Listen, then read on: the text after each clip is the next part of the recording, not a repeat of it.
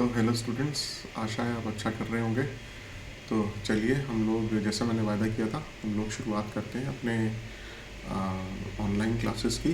और शुरुआत हम लोग करेंगे कॉम्प्रिहेंशन से, ठीक है।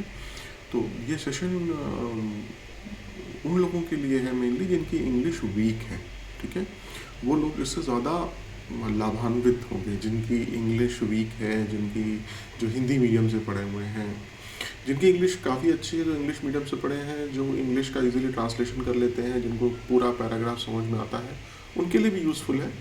बट चूँकि मैं कोशिश करूँगा कि इसको जो पैसेजेस है उसके मीनिंग भी आपको बीच बीच में समझाता जाऊँ, तो शायद मेरा ऐसा मानना है कि जो हिंदी मीडियम के स्टूडेंट्स हैं उनको ज़्यादा ये उनके लिए ज़्यादा बेनिफिशियल रहेगा। और हम लोग इसमें कोशिश करेंगे कि पहले थोड़ा बड़े पैसेजेस लें और साथ साथ में छोटे पैसेजेस भी लें। छोटे पैसेजेस में जैसे क्लोज टेस्ट आता है टीयर 1 में, टीयर 2 में थोड़े लेंदी आते हैं, थोड़ा सा डिफ़िकल्टी लेवल अच्छा होता है, लॉन्ग पैराग्राफ्स आते हैं। तो हम लोग बस आप सिर्फ ये करिएगा कि आप मेरे साथ बने रहिएगा, ठीक है। तो जैसे सपोज़ मैं आपका टीचर हूँ, इंग्लिश आपका कोच हूँ, आपको बताने आया हूँ, समझाने आया हूँ कि कैसे कॉम्प्रिहेंशंस को, क्लोज टेस्ट को हम लोग सॉल्व करेंगे। तो जैसे एक बॉलर को जब अच्छी बॉल डालनी होती है तो वो पहले कोच को देखता है कि वो कोच उसका कैसे बॉल पकड़ रहा है, सीम पोजीशन क्या है, कैसे स्विंग करेगा। सिमिलरली कोई आदमी गिटार बजाना सीखता है तो सबसे पहले वो अपने उसका कोच बताता है उसको, यानी उसका जो उसको गिटार सिखा रहा है कि देखो गिटार को ऐसे पकड़ते हैं, ठीक है ना, यहाँ पर हम ये वाली फिंगर रखते हैं, यहाँ वाला ये थंब रखते हैं, तो गिटार की को ऐसे होल्ड किया जाता है। तो पहले वो देखता है कि कैसे उसका कोच गिटार बजा रहा है, पहले बॉलर देखता है उसका कोच कैसे बॉल फेंक रहा है, उसके बाद वो धीरे धीरे धीरे धीरे। तो इसकी ये भी इसी तरीके से कॉम्प्रिहेंशन या लैंग्वेज स्पेशली ऐसा ही है। पहले आप देखिए आपका कोच, आपका टीचर कैसे सॉल्व कर रहा है, कैसे उसका दिमाग चल रहा है, क्वेश्चंस पढ़ के कहाँ वो जाता है, कैसे वो लाइनों के बीच में मीनिंग ढूंढता है, ठीक है। तो आप 60-70 पैराग्राफ मेरे साथ करिए और धीरे धीरे आप खुद ही देखेंगे कि आप छोटे पैराग्राफ से शुरू करिए, आप खुद ही पैराग्राफ करने लगेंगे, खुद ही पैसेजेस करने लगेंगे, ठीक है। तो ज़्यादा और देरी ना करते हुए चलिए शुरू करते हैं। और आप सिर्फ देखिए कि पैसेज कैसे सॉल्व होता है, ठीक है। चलिए, तो जैसे फॉर एग्जांपल ये एक पैसेज है, ये एक टीयर 2 में का पैसेज है। इसमें टोटल 10 क्वेश्चंस हैं और यहाँ लिखा हुआ है ये कि आपको पैसेज पढ़ना है और इसके बाद इसमें 10 क्वेश्चंस टोटल दिए हैं, ठीक है। अभी हम लोग टाइम की फिक्र नहीं करेंगे कि टाइम कैसा हमें कितना लग रहा है, ठीक है ना। अगर हमें पैसेज को बनाना आ गया, उसकी एक्यूरेसी ठीक हो गई और उसके बाद हमने अच्छे तरीके से प्रैक्टिस कर ली, तो टाइमिंग तो अपने आप इम्प्रूव हो जाएगी। मतलब कितना टाइम हमारा लग रहा है एक पैसेज को सॉल्व करने में, वो डिपेंड करता है कि आपने कितनी ज़्यादा प्रैक्टिस की हुई है। तो शुरू में ये मत सोचिए कि अरे ये तो बहुत धीरे धीरे हो रहा है, तो बहुत टाइम लग रहा है। तो पहले समझिए आप कि कैसे पैसेजेस को बनाया जाता है, ठीक है। तो चलिए आइए सबसे पहले क्या करते हैं, हम एक बार क्वेश्चन देखते हैं। तो जैसे फॉर एग्जाम्पल एक क्वेश्चन है, some fires are also started deliberately. Deliberately here means, ये क्या कह रहे हैं कि कुछ ऐसी आग होती है जिसको कि डेलिबरेटली स्टार्ट किया जाता है। तो ये कह रहे हैं डेलिबरेटली का मतलब क्या है। डेलिबरेटली का मतलब होता है इंग्लिश में, डेलिबरेटली का मतलब होता है हिंदी में जानबूझकर, ठीक है। जैसे फॉर एग्जांपल पहला दिया है अननोइंगली। अननोइंगली का मतलब होता है अनजाने में। एक्सीडेंटली, एक्सीडेंटली का मतलब होता है कोई एक्सीडेंटली कोई चीज़ हो गई, अकस्मात कोई चीज़ हो गई। पर्पसली का मतलब होता है जानबूझ के। और अगला है इनएडवर्टेंटली। इनएडवर्टेंटली का मतलब होता है अगेन सेम अननोइंगली, अनजाने में। तो यह कह रहा है डेलिबरेटली का मतलब क्या है। डेलिबरेटली का मतलब है पर्पसली, जानबूझ के। इसका मतलब भी जानबूझ के है और इसका मतलब भी जानबूझ के है, ठीक है। सेकेंड क्वेश्चन कह रहा है where did the biggest fire burns in Australia. तो हम इसको ध्यान रखेंगे अपना पढ़ते समय कि ये पूछ रहा है कि जो सबसे बड़ी आग है ऑस्ट्रेलिया में वो कहाँ पर लगी है, ठीक है। The opposition in Australia is criticising the government for, ये कह रहा है कि जो अपोजिशन पार्टी है ऑस्ट्रेलिया की वो सरकार के खिलाफ, सरकार का विरोध किस वजह से कर रही है। ये 4 रीज़न है, तो जब हम पैसेज पढ़ेंगे तो हमें मालूम हो जाएगा। तो हम थोड़ा सा हमें आइडिया लगता जा रहा है कि आग सबसे बड़ी कहाँ लगी है, अपोजिशन ऑस्ट्रेलिया की गवर्नमेंट को क्यों क्रिटिसाइज कर रहा है, क्यों उनका विरोध कर रहा है। It can be inferred from the passage that this years fire in Australia is mostly a result of, तो ये कह रहे हैं कि ये बात इन्फर की जा सकती है, मतलब ये बात इस पैसेज से निकाली जा सकती है कि इस साल की जो ऑस्ट्रेलिया की फायर है उसका वो किस वजह से लगी। तो ये भी हम ध्यान रखेंगे पढ़ते समय। Authorities have to focus on just stopping the spread rather than putting the fire out. This means that the authority का मतलब अधिकारी लोग, तो जो अधिकारी गण हैं, जो अधिकारी लोग हैं, उनको जो फोकस करना है वो जस्ट स्टॉपिंग द स्प्रेड, मतलब जो आग का फैलाव हो रहा है, स्प्रेड मतलब फैलाव हो रहा है, उसके ऊपर फोकस करना है rather than putting the fire out, बजाय इसके कि वो पूरी की पूरी आग बुझाने में लग जाए। तो एक है आग को बुझाना और एक है जो आग फैल रही है उसको रोकना कि वो आगे ना बढ़े। तो ये कह रहे हैं कि इसका मतलब क्या है, want to put the fires once and for all, do not want to put the fires out, want only to slow down the spread of fire, want to stop the fire from spreading first and then put them out। तो यहाँ जो लिखा है कि authority का जो focus है वो स्टॉपिंग द स्प्रेड, फैलाव आग के रोकने पर है, बजाय इसके कि फायर को टोटली बुझा दिया जाए। पुटिंग द फायर आउट मतलब फायर को बुझाना। तो अब देखिए, want to stop the fire from spreading first, उनका जो वो क्या चाहते हैं कि जो स्प्रेड है फायर का वो पहले रोका जाए, stop the fire from spreading first and then put them, और उसके बाद वो सोचेंगे या इस बात पे कार्य करेंगे कि इसको बुझाया कैसे जाए। तो इस क्वेश्चन नंबर 5 का जो आंसर है वो क्वेश्चन नंबर 4 है। इसके लिए हमें पैसेज पे जाने की जरूरत ही नहीं है। जैसे हमने पहला क्वेश्चन किया कि सम फायर्स आर आल्सो, तो डेलिबरेटली क्वेश्चन जो यह एक वर्ड होता है उसका मतलब होता है जानबूझ के। अब इस जानबूझ के इसका मतलब है पर्पसली का मतलब भी है विद पर्पस, जानबूझ के। इसके लिए हमें पैसेज की पढ़ने की जरूरत ही नहीं। क्वेश्चन नंबर 1 और क्वेश्चन नंबर 5 तो हमारे ऐसे ही सॉल्व हो गए।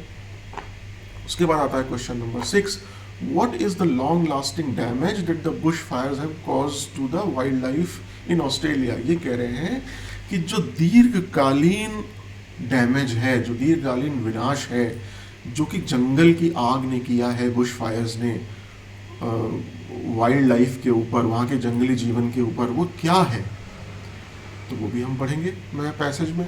The spread of the fire can be contained effectively by, जो स्प्रेड है फायर का, ये कह रहे हैं कि उसको कैसे कंटेन किया जा सकता है, तो उसको भी हम एक बार देख लेते हैं पैसेज जब पढ़ेंगे तो। The passage is mainly about Australia's struggle with bushfire।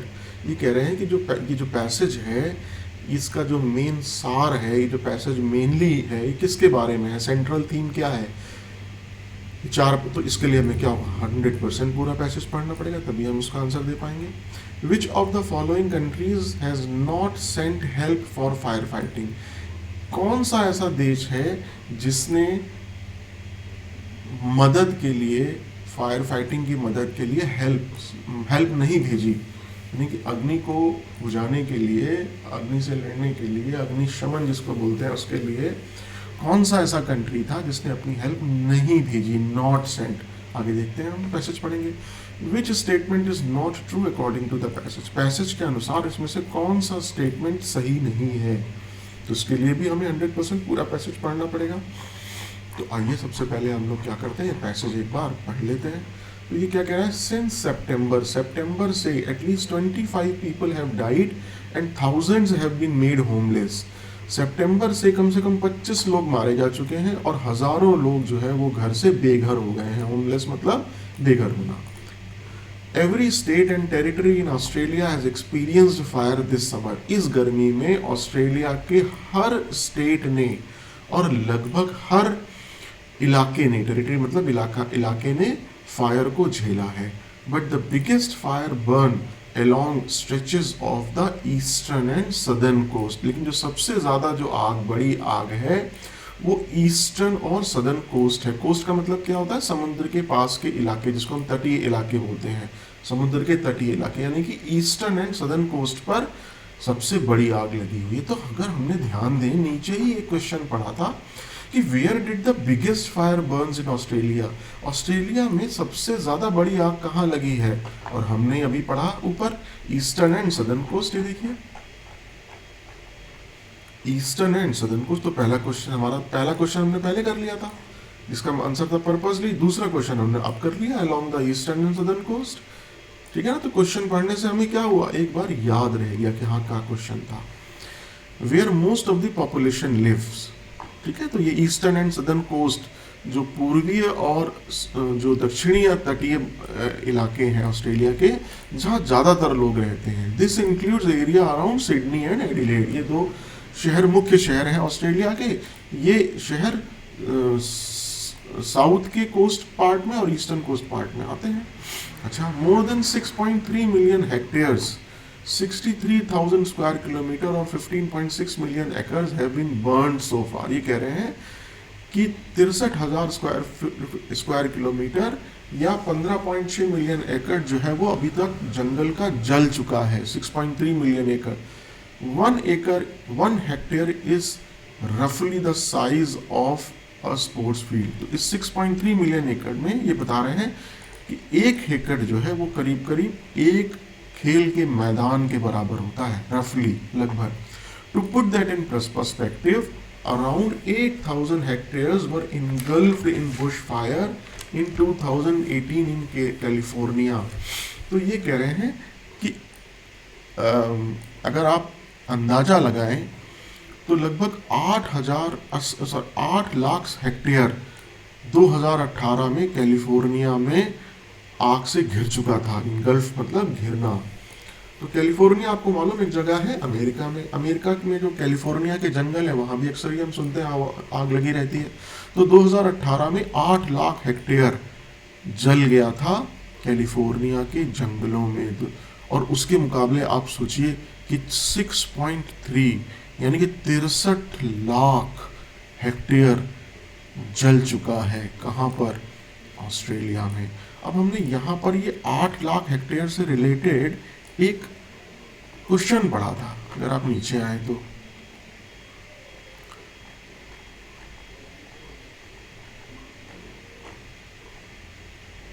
Which statement is not true according to the passage? Around 8 lakh hectares have been destroyed due to a bushfire in Australia. ये जो 8 lakh hectare है ये तो California में जला है, Australia में थोड़ी ना जला है। ये देखिए अभी हमने पढ़ा कि अराउंड 8 लाख हेक्टेयर कैलिफोर्निया जो कि एक स्टेट है, तो हम ये पढ़ रहे थे कि अराउंड 800,000 हेक्टेयर जो है वो जंगल कैलिफोर्निया में जला है। तो अगर आप यहाँ ध्यान दें तो ये जो स्टेटमेंट ही गलत हो गया, क्योंकि ये स्टेटमेंट क्या कह रहा है कि 8 लाख हेक्टेयर ऑस्ट्रेलिया में जला है। तो which statement is not true according to the passage? Around 8 lakh hectare Australia में जला है, जबकि जला कहाँ है? कैलिफोर्निया में। तो ये गलत हो गया। आगे बढ़ते हैं, कहाँ पे थे हम? यहाँ पे थे, Australia has always experienced Bush fire. ये कह रहे हैं कि ऑस्ट्रेलिया ने हमेशा ही अनुभव किया है जंगल की आग का। It has a fire season, इसके अंदर एक आग का सीजन होता है जिसमें हमेशा आग लगती है ज़्यादातर। But this year they are a lot worse than normal. But इस साल जो आग है या जो आग का मौसम है ये बहुत ज़्यादा नॉर्मल से ख़राब रहा है। लॉट वर्स मतलब बहुत ज़्यादा ख़राब। देन लगा है मतलब कंपैरिजन कर रहे हैं नॉर्मल से। Fires are usually caused by lightning strikes और एक्सीडेंटली बाय अ स्पार्क। तो ये कह रहे हैं कि जो आग लगती है ये या तो लगती है जनरली यूजुअली लाइटनिंग स्ट्राइक से, मतलब जो जब बिजली हम लोग कहते हैं ना चमकती है, तो जो बादल गरजते हैं, बिजली चमकती है, तो जब बिजली गिरती है, लाइटनिंग स्ट्राइक मतलब बिजली का गिरना। तो जब बिजली गिरती है पेड़ों पर या जंगल में उससे लगती है, या एक्सीडेंटली बाई अ स्पार्क, या कहीं कोई स्पार्क मतलब चिंगारी, अगर कोई चिंगारी है तो उससे लग जाती है। But some fires are also started deliberately, लेकिन कुछ जो आग है वो जानबूझ कर लगाई जाती है। अब देखिए पहला क्वेश्चन जो हमने बिना कुछ करे ही सॉल्व कर लिया था, some fires are also started deliberately, जानबूझकर, इसका हमने पहले ही सॉल्व कर लिया है पर्पजली। ठीक है, चलिए आइए, ओके, तो हम कहाँ थे? Deliberately. This year, a natural weather phenomena known as the Indian Ocean Dipole has meant a hot, dry spell across the country. ये कह रहे हैं इस साल एक नेचुरल वेदर फिनोमेना हुआ है, ठीक है, एक प्राकृतिक मौसम की घटना हुई है वातावरण की, जिसको कि बोलते हैं इंडियन ओशियन डाइपोल। इसका मतलब क्या होता है कि एक बहुत ही गर्म, हॉट मतलब गर्म, ड्राई मतलब शुष्क, स्पेल मतलब एक ऐसा लगातार चलने वाली चीज जो कि कंट्री में हुई है। ठीक है, दिस ईयर, इस साल, Australia twice set a new temperature record. इस साल ऑस्ट्रेलिया में 2 बार ऐसा हुआ है कि एक नया ही टेम्परेचर का तापमान का रिकॉर्ड बना है। An average maximum of 41.9 degree centigrade was recorded on 18 दिसंबर। 18 दिसंबर को एक एवरेज औसत सबसे ज़्यादा 41.9 डिग्री सेंटीग्रेड रिकॉर्ड किया गया। That comes on the top of a long period of drought. Drought मतलब सूखा, जबकि और जो ये एवरेज मैक्सिमम आया है ये किसके ऊपर आया है? एक सूखे के बाद आया है, तो इसका मतलब बहुत ज़्यादा गर्मी पड़ी है। तो यहाँ पर क्या लिखा है? This year a natural weather phenomena known as the Indian Ocean dipole has meant a hot dry spell across the country. देख रहे हैं ना आप? तो अगर आप नीचे देखिए तो यहाँ लिखा हुआ ना, it can be inferred from the passage that this years fire in Australia is mostly a result of. ये क्यों हुआ? ये कह रहे हैं कि इस पैसेज से ये निकाला जा सकता है, ये बात निकाली जा सकती है, ये बात समझ में आती है कि इस साल जो ऑस्ट्रेलिया की फायर है वो मेनली किसकी वजह से हुई, किस बात का रिजल्ट है वो? A result of an extra ordinary hot and dry spell. एक लाइटनिंग स्ट्राइक तो कभी कभार होती रहती है, लेकिन अभी जो हमने ऊपर पढ़ा उससे क्या पढ़ा कि ये इस बार कुछ ज़्यादा ही गर्म और शुष्क मौसम बहुत लंबा खींच गया, उसका रिजल्ट था। देखिए यहाँ लिखा है ना, अभी हमने पढ़ा।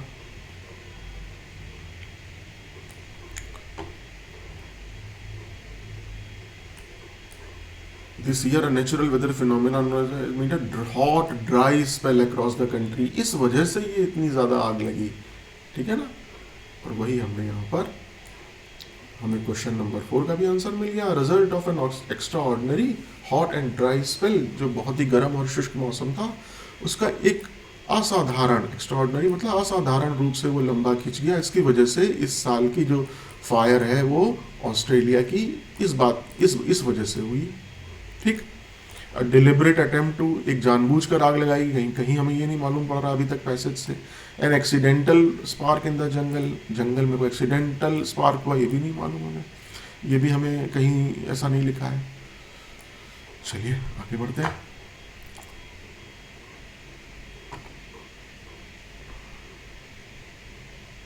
तो यहाँ तक हमने पढ़ लिया था। Scientist have long warned that this hotter, drier climate will contribute to fires becoming more frequent and more intense।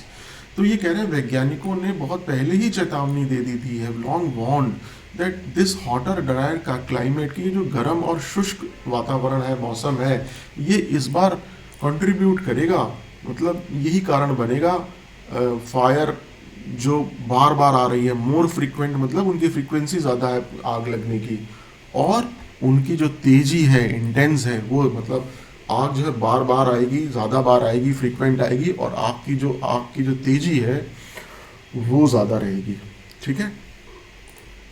The more extreme weather patterns and higher temperature increase the risk of bush fire and allow them to spread faster and wider. ये कह रहे हैं कि जो weather का pattern है, जो मौसम का पैटर्न है, वो बहुत एक्सट्रीम है। ठीक है, जितना ज़्यादा एक्सट्रीम होगा और जितना ज़्यादा हायर टेम्परेचर होगा, उतना ज़्यादा रिस्क जो है वो इंक्रीज होगा। किसका रिस्क? जंगल में आग लगने का risk. And allow them to spread faster and wider. और ये जो एक्सट्रीम वेदर है ये आग को अलाउ करेगा कि वो ज़्यादा स्प्रेड हो। स्प्रेड मतलब फैलना, जल्दी फैले और ज़्यादा वाइड पोर्शन में फैले, ज़्यादा ज़्यादा एरिया कवर करे जंगल का और जल्दी जल्दी फैले। ये बात जो है वो बढ़ता हुआ टेम्परेचर और जो ये एक्सट्रीम वेदर कंडीशंस हैं ये डिसाइड करेगी। Fire fighters are spraying water and fire retardant from planes and helicopters as well as from the ground. तो ये कह रहे हैं कि जो अग्निशमन के कर्मचारी हैं, जो फायर फाइटर्स हैं, वो पानी स्प्रे कर रहे हैं, पानी का छिड़काव कर रहे हैं और फायर रिटार्डेंट कर रहे हैं। वो जो कुछ पाउडर आता है ऐसा, फायर रिटार्डेंट मतलब इसको बोलते हैं अग्नि विरोधी, एक पाउडर होता है, उसको प्लेन से और हेलीकॉप्टर से ग्राउंड पे फेंक रहे हैं ताकि जो है पानी का छिड़काव कर रहे हैं, और अग्नि विरोधी जो पदार्थ है उसको प्लेन से और हेलीकॉप्टर से ज़मीन पे फेंक रहे हैं। But fighting Bush fire is extremely difficult. लेकिन जो जंगल की आग है उसको रोकना, उससे लड़ाई करना एक बहुत ही एक्सट्रीमली डिफ़िकल्ट का, बहुत ही कठिन दुष्कर कार्य है। And often authorities have to focus on just stopping the spread rather than putting the fire out. और अक्सर ऐसा देखा जाता है कि जो अधिकारी लोग हैं उनको फोकस करना पड़ता है आग को रोकने के लिए, रेदर देन आग का जो फैलाव है, स्प्रेड है, उसको रोकने के लिए, rather than putting the fire out. Putting the fire out मतलब आग को बुझाना, इसके बजाय इसके कि वो आग को, पूरे आग को बुझाने में अपना जोर लगाएं, अपना वो फोकस जोर किस पे लगाते हैं कि आग आगे ना बढ़े। ठीक है, इसी से रिलेटेड हमने पीछे देखिए क्वेश्चन भी किया था अभी कि authorities have to focus on just stopping the spread rather than putting the fire out. मतलब ये जो आग लगाना, आग जो बुझाना है, उससे ज़्यादा ज़रूरी उनका फोकस किस पे है कि वो फैलाव, उसको रोकें उसके फैलाव से। ठीक है, तो want to stop the fire from spreading first, उनका पहला काम है कि आग को फैलने से रोकें बजाय इसके कि वो उसको बुझाने में लगे। ठीक है, तो ये क्वेश्चन एक हमने यहाँ भी कर लिया। देखिए क्वेश्चन होते जा रहे हैं हमारे। The spread can, for instance, be best contained by digging earth boundaries to stop the flames from spreading। तो ये कह रहे हैं कि जो आग का फैलाव है उसका जो रोकने का जो बेस्ट तरीका है वो डिगिंग मतलब खोदना, अर्थ मतलब ज़मीन, पृथ्वी, और बाउंड्री मतलब उसका चारों तरफ का घेरा। तो जहाँ कहीं आग लगी है उसके चारों तरफ अगर आप ज़मीन खोद दें, ठीक है ना, तो उससे क्या होगा, जो स्प्रेड है उसको कंटेन किया जा सकता है। तो आग के फैलाव को कंटेन करने का सबसे बेस्ट तरीका क्या होता है कि जहां आग लगी है उसके चारों तरफ की ज़मीन को आप खोद दें, to stop the flame from spreading, ताकि जो फ्लेम है यानी उसकी जो आग की लपटें हैं वो और ज़्यादा आगे ना बढ़ें। ठीक है, अब इसी से रिलेटेड एक क्वेश्चन था हमारे पास। The spread of the fire can be contained effectively by, जो फायर का स्प्रेड है वो इफेक्टिवली कंटेन किया जा सकता है कैसे, डिगिंग अर्थ बाउंड्रीज, यानी डिगिंग मतलब खोदना, अर्थ मतलब पृथ्वी, जमीन, और बाउंड्री मतलब उसके चारों तरफ का की बाउंड्री, उसका घेराव। तो जो उसकी बाउंड्री है, उसकी जो जमीन है, अगर उसको खोद दें हम तो उससे जो है वो स्प्रेड ऑफ फायर जो है वो कंटेन, जो फायर का फैलाव है वो हम अच्छे तरीके से उसको कंटेन कर सकते हैं। तो यहीं पर यहाँ लिखा हुआ है बाय डिगिंग द अर्थ। ठीक है, the priority is saving life, जो हमारी प्राथमिकता है वो, जो उनकी प्राथमिकता है वो जीवन को बचाना है। Professional fire fighters are the first in line to battle the flames. ये कह रहे हैं कि जो प्रोफेशनल फायर फाइटर्स हैं, जो प्रोफेशनल अग्निशमन के अधिकारी हैं, जो फायर, वो फायर से लड़ने के लिए बैटल में सबसे आगे होते हैं, फर्स्ट इन लाइन मतलब सबसे आगे होते हैं। But they are outnumbered by the thousands of volunteers. But जो स्वयंसेवक होते हैं वो हजारों की संख्या में होते हैं और वो आउट नंबर करते हैं फायर फाइटर्स को, मतलब उनकी जो स्वयंसेवक होते हैं, वॉलंटियर्स होते हैं, उनकी संख्या फायर फाइटर से कहीं ज़्यादा होती है। 3 ऑफ देम हैव डाइड, 3 जो वॉलंटियर्स हैं या 3 जो स्वयंसेवक हैं वो मारे जा चुके हैं। तो अगर हम इससे देखें, इससे रिलेटेड एक क्वेश्चन हमने नीचे देखा था, आइए देखते हैं।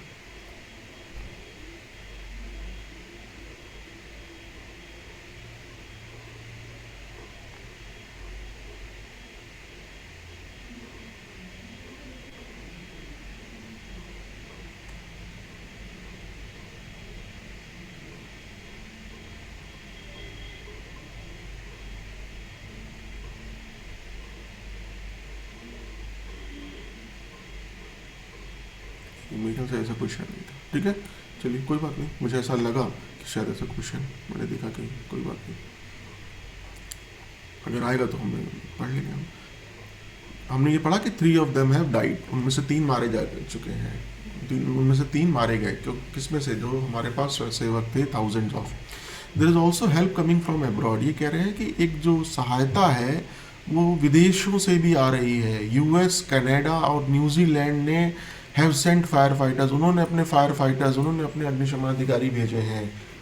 किस किस ने, यूएस ने, अमेरिका ने, कनाडा ने और न्यूजीलैंड में। तो इससे रिलेटेड क्वेश्चन 100% था। ये देखिए, which of the following countries has not sent help for fire fighting, इसमें से ऐसा कौन सा देश है जिसने फायर फाइटिंग के लिए हेल्प नहीं भेजी है? न्यूजीलैंड, यूएस और कनाडा। चाइना ने नहीं भेजी, क्यों? क्योंकि इसका नाम नहीं है वहाँ पे ऊपर, तो उसका आंसर चाइना हो गया। इसमें से ऐसा कौन सा देश है जिसने हेल्प नहीं भेजी है? तो देखिए,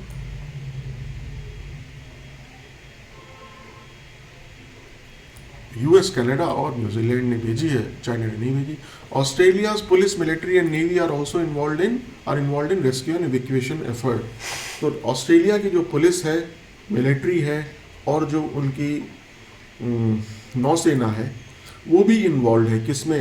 रेस्क्यू, बचाने के एफर्ट में, और एविक्यूएशन मतलब उनको, जो लोग हैं उनको निकालने के एफर्ट में, लोग हैं या जानवर हैं उनको निकालने के एफर्ट में, ठीक है। चलिए, while people can flee the fires and are being evacuated if need be, जबकि लोग, जो मनुष्य हैं, उनको, वो भाग सकते हैं फायर से और उनको आर बीइंग इवैक्यूएटेड मतलब उनकी निकासी का भी प्रबंध किया जा रहा है अगर ज़रूरत पड़े तो। The flames are devastating wild life in the affected areas, जो आग की लपटें हैं वो डिवास्टेटिंग मतलब विनाशकारी है। किसके लिए? वाइल्ड लाइफ के लिए, जो वन्य जीवन है उसके लिए विनाशकारी है, जिस एरिया में आग फैली है, जो अफेक्टेड एरियाज हैं। One study estimated that 500 million animals have died in New South Wales alone.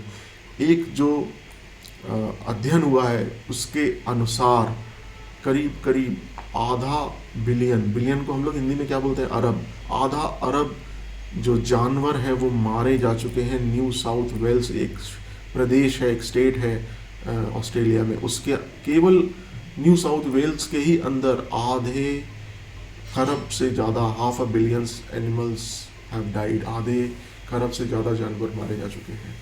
जू keepers take animals home to save them from fire. तो ये कह रहे हैं कि जू कीपर जो है, जो वहाँ के, जिसको हम क्या बोलते हैं, चिड़ियाघर, जू कीपर्स जो होते हैं, जो चिड़ियाघर की देखरेख करते हैं, उनको जू कीपर्स बोलते हैं, ठीक है। वो आधे से ज़्यादा लोगों को ले जा चुके हैं उनको फायर से बचाने के लिए। But the Fyers don't only kill animals directly, लेकिन जो आग है जब जंगल में लगती है तो वो केवल जानवरों को डायरेक्टली, सीधे सीधे ही नहीं हानि पहुंचाती या मारती है। They also destroy the habitat. Habitat मतलब आवास, जहाँ वो रहते हैं। जैसे बोलते हैं ना हम लोग नेचुरल हैबिटेट, मतलब प्राकृतिक आवास। जैसे कोई चिड़िया है, उसका नेचुरल हैबिटेट क्या होता है? उसका प्राकृतिक आवास क्या होता है? जहाँ वो घोंसला बनाती है, जनरली घोंसला बनाती है अपने पेड़ों के ऊपर। तो ये कह रहे हैं कि जो जंगल की आग है वो केवल जानवरों को सीधे सीधे मारती ही नहीं है, उनका आवास भी नष्ट कर देती है, डिस्ट्रॉय कर देती है।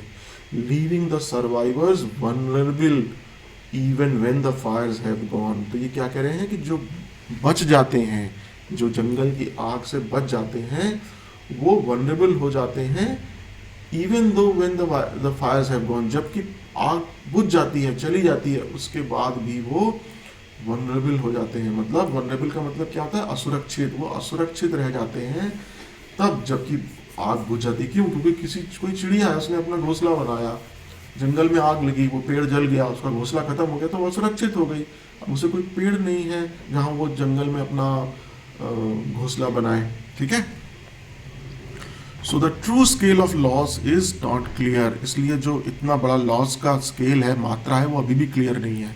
तो इससे रिलेटेड एक हमारे पास क्वेश्चन है नीचे कि जब जंगल में आग लगती है तो उनको, एनिमल्स को बचाने के लिए जो चिड़ियाघर देखने वाले लोग होते हैं वो अपने यहाँ ले जाते हैं, लेकिन फायर केवल उनको ही किल नहीं करती, एनिमल्स को डायरेक्टली किल नहीं करती, वो उनके हैबिटेट, जो उनका आवास है, उसको भी डिस्ट्रॉय कर देती है, उसका भी विनाश कर देती है। लीविंग द सर्वाइवर्स, इसलिए जो बचे हुए जानवर या पक्षी हैं वो असुरक्षित होते हैं, क्योंकि इवन जब फायर चली जाती है। तो इसके लिए क्या हुआ, ये अगर आप ध्यान दें नीचे तो एक क्वेश्चन पूछा गया है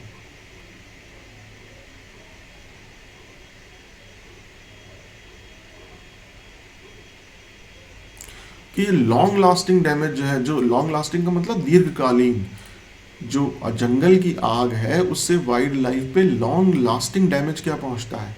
लॉन्ग लास्टिंग डैमेज ये पहुंचता है कि उनका जो नेचर, तो fires have not only killed animal directly, fire जो है एनिमल को डायरेक्टली सीधे सीधे ही किल नहीं करती, उनका हैबिटेट यानी उनका जो आवास है, प्राकृतिक आवास, उसको भी विनाश कर देती है। तो ये क्या होता है, जो भी पक्षी है या जानवर है उनका दीर्घकालीन उनको डैमेज पहुंचता है, उनका दीर्घकालीन विनाश होता है। क्यों? क्योंकि वो अपने उनके घर रहने का घर चला गया, जल गया जहाँ उनका घर बना था, तो उनका दीर्घकालीन एक उनको दिक्कत हो गई। तो ये भी क्वेश्चन का आंसर हमें मिल गया यहाँ से।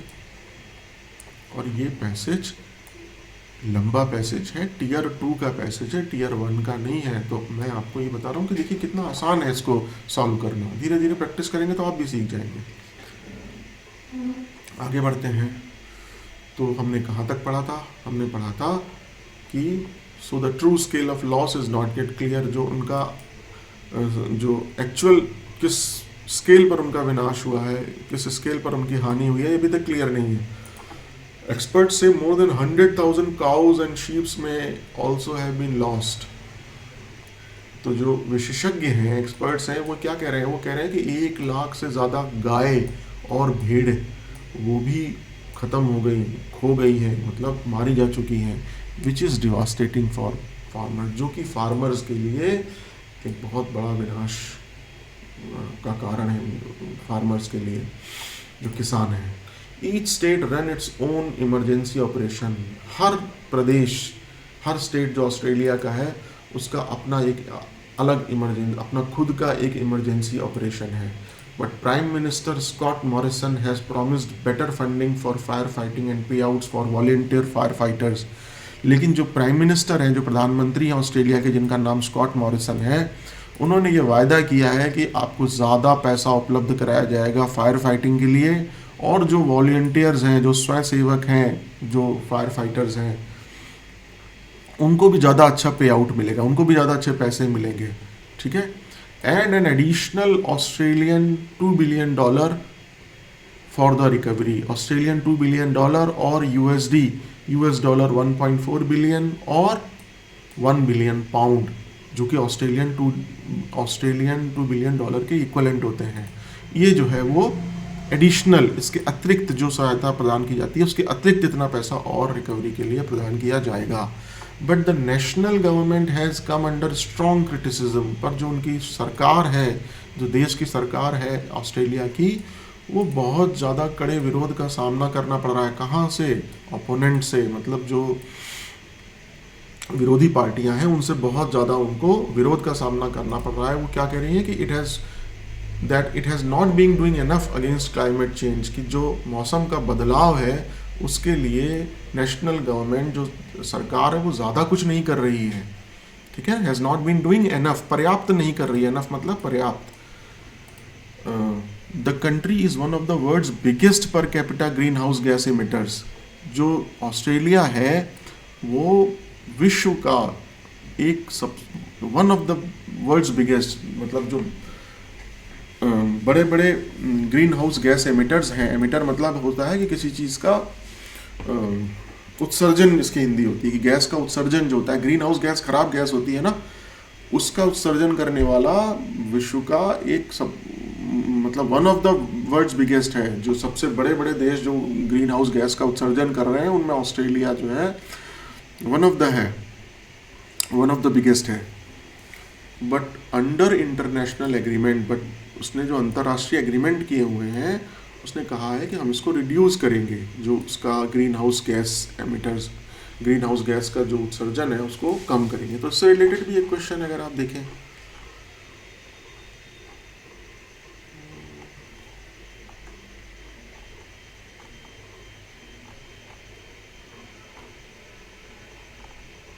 The opposition in Australia is criticising the government for, जो विरोधी पार्टी है ऑस्ट्रेलिया की, वो गवर्नमेंट को क्रिटिसाइज कर रही हैं। क्यों कर रही हैं?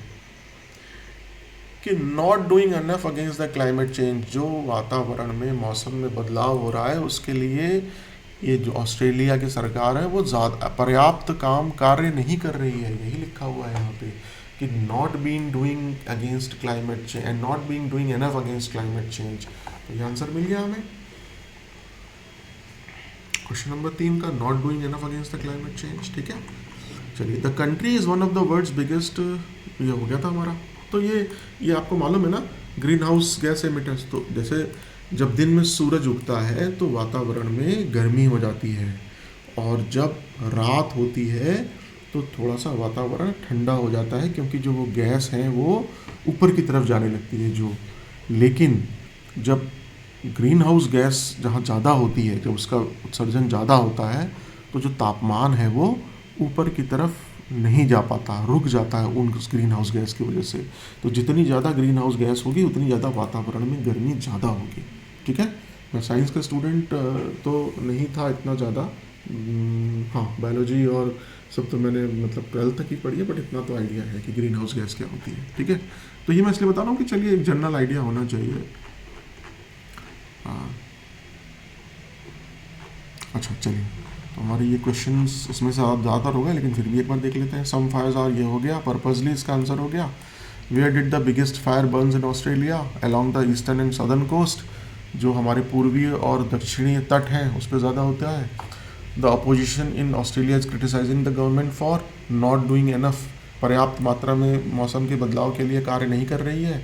It can be inferred from the passage, से ये संक्षेप में हम निकाल सकते हैं कि इस साल जो ऑस्ट्रेलिया की फायर है वो किस वजह से हुई, क्योंकि एक असाधारण रूप से गर्म और शुष्क जो है वो मौसम ज़्यादा लंबा खींच गया। स्पेल मतलब ज़्यादा लंबा कोई चीज़ खींचना या कोई एक। Authorities have to focus on just stopping the spread rather than putting the fire out। तो इसका भी हमने आंसर देख लिया कि अथॉरिटीज़ मतलब जो अधिकारी लोग हैं वो लोग जो आग का जो फैलाव है उसको रोकने में ज़्यादा फोकस करना चाहते हैं, बजाय इसके कि वो जो आग लगी है उसको बुझाएं। ठीक है, उसका जो फैलाव है, उसकी जो फ्लेम्स हैं, उसकी जो लपटें हैं उसको रोकें। तो want to stop the fires from spreading first and then put them out, ये भी ठीक है। उसके बाद छठा नंबर क्या है? What is the long lasting damage that the bush fires have caused to the wildlife in Australia?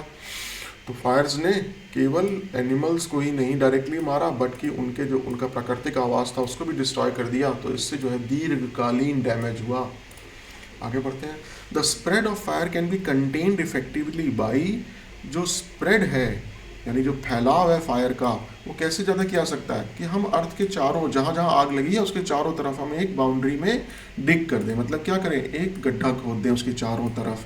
तो क्या होगा, ऑफकोर्स जंगल की आग जो है, जब बहुत लंबा चौड़ा गड्ढा उसके चारों तरफ खुद जाएगा तो वो आग जो है आगे बढ़ने से थोड़ा रुकेगी। ठीक है, this passage is mainly about, ये पैसेज किसके बारे में है? ऑस्ट्रेलिया का जो संघर्ष है आग से उसके बारे में है, जो जंगल की आग है। How the bush Fyers occur in Australia, Australia में जो जंगल की आग है वो कैसे फैलती है इसके बारे में। The government's role in dealing with the bushfire, जो जंगल की आग है उसमें सरकार का क्या रोल है उससे डील करने में। The loss of wildfire due to bushfire, तो जो जंगल की आग है उससे जो वन्य जीवन है उस पर कितना उसको लॉस होता है, कितनी हानि होती है। तो ये सब ठीक है, तीनों चीज़ें अपनी जगह ठीक है कि एक एक हमारा जो सेंटेंस पूरा पैराग्राफ है, पूरा जो पैसेज है, पूरा कॉम्प्रिहेंशन है, उसमें कहीं ना कहीं ये दिया हुआ है। लेकिन पूरा का पूरा पैसेज इस बारे में नहीं है कि कैसे ऑस्ट्रेलिया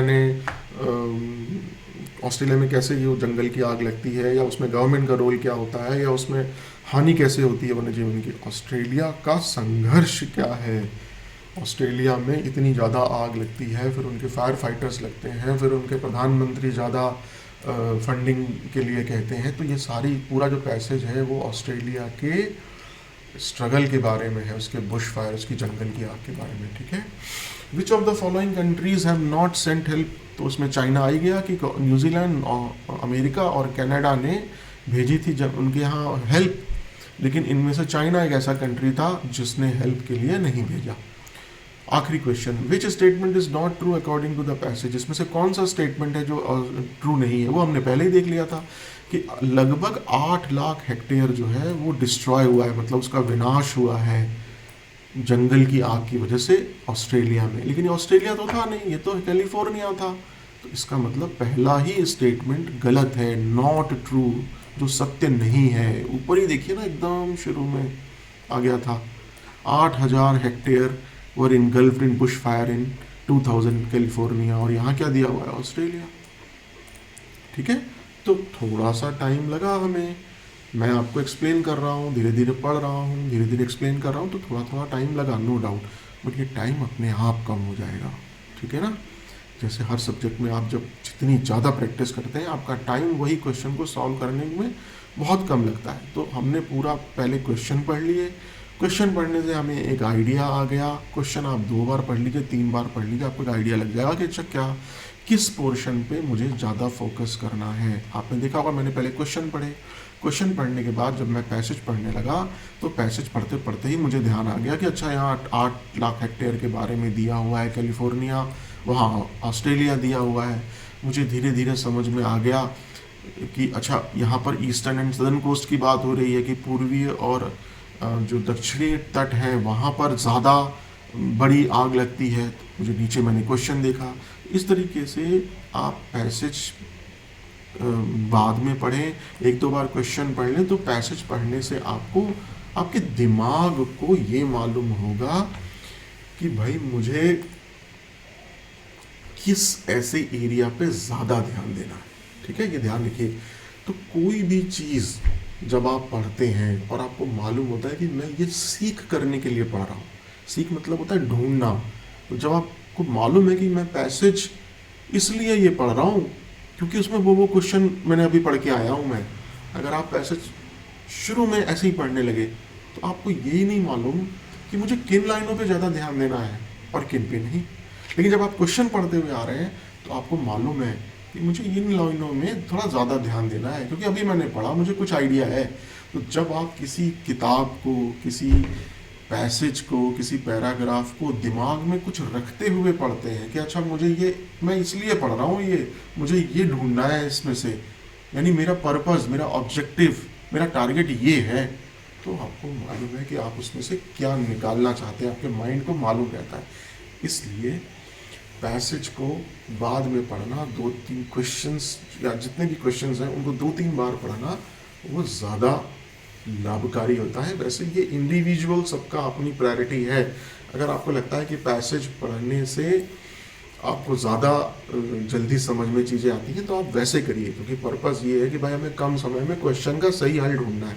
मुझे ऐसा लगता है कि मैं क्वेश्चन जब पढ़ता हूँ पहले तो मुझे एक आइडिया रहता है, मेरे दिमाग को एक आइडिया रहता है कि मैं पैसेज क्यों पढ़ रहा हूँ। ठीक है, तो जैसा मैंने कहा ये आपके इंडिविजुअल उस पे है, और मेरे साथ में मैं फिर कह रहा हूँ बने रहिए। मैं जैसे जैसे कॉम्प्रिहेंशन सॉल्व कर रहा हूँ, पैसेजेस सॉल्व कर रहा हूँ, आप धीरे धीरे मेरे इस मेथड को देखते रहिए कि सर किस तरह से सॉल्व कर रहे हैं इन पैसेजेस को। धीरे धीरे धीरे धीरे आपकी भी आदत वैसी ही बन जाएगी। कम से कम 60-70 पैसेज आप मेरे साथ सॉल्व करिए। ठीक है, और जैसे आज हमने पैसेज किया, अब हम लोग कुछ वोकैबुलरी कर लेंगे, कुछ क्लोज टेस्ट कर लेंगे, कुछ इडियम्स एंड फ्रेजेस कर लेंगे, कुछ वन वर्ड सब्स्टिट्यूशन कर लेंगे, कुछ PQRS कर लेंगे। तो आप लोग का बस काम क्या है, टेलीग्राम पे रोज़ एक बार सुबह आना है, एक बार शाम को देखना है रात में कि अच्छा कुछ सर ने नया चीज़ डाली तो नहीं है, और बहुत आराम आराम से देखिए। ये लैंग्वेज सीखना जिसे कहते हैं ना, सहज भाव से ही आप सीख सकते हैं। अगर आप सोचेंगे कि ये मैं कोई ऐसी चीज़ है कि एक गोली खा लूँ या कोई एक इंजेक्शन लग जाए और मेरी इंग्लिश तेज हो जाए, ऐसा पॉसिबल नहीं है। आप एक भाषा को सीख रहे हैं। अगर आज मुझे चाइनीज़ लैंग्वेज सीखनी है तो मुझे टाइम लगेगा। ठीक है, तो कोशिश करिए कि इंग्लिश का न्यूज़पेपर पढ़िए, कोशिश करिए कि इंग्लिश की कॉमिक की बुक्स पढ़िए, कोशिश करिए कि इंग्लिश के समाचार सुनिए। तो आपका ब्रेन, जब आप उस इन्वायरमेंट रखेंगे तो ब्रेन खुद ही अपने आप को तैयार कर लेगा इन चीज़ों के लिए। ठीक है, तो चलिए आज का हम सेशन यहीं समाप्त करते हैं। आशा है आपको आज इस कॉम्प्रिहेंशन पैसेज जो हमने सॉल्व किया, टीयर 2 का था, सीजीएल में आया हुआ था, उससे आपको अवश्य लाभ पहुंचा होगा। तो मैं आगे भी आपसे इस बात का वायदा करता हूँ कि कोशिश करूँगा जितना ज़्यादा फ्रीक्वेंटली आ सकूँ मैं ऑनलाइन पे बीच बीच में से समय अपने बाकी ऑफलाइन क्लासेस से निकाल के आता रहूँगा, और हम लोग धीरे धीरे इस तरीके से कॉम्प्रिहेंशन पैसेजेस को, वोकेबलरी को, वन वर्ड सब्स्टिट्यूशन को, EQRS को और धीरे धीरे ग्रामर को भी, ठीक है, सब हम ऑनलाइन करते रहेंगे। और एक बार मैंने ये अभी ऐसे अपने राइटिंग पैड पे शुरू किया है एक PDF बना के, फिर धीरे धीरे हम एक डिजिटल पैनल पे भी आएंगे, ठीक है।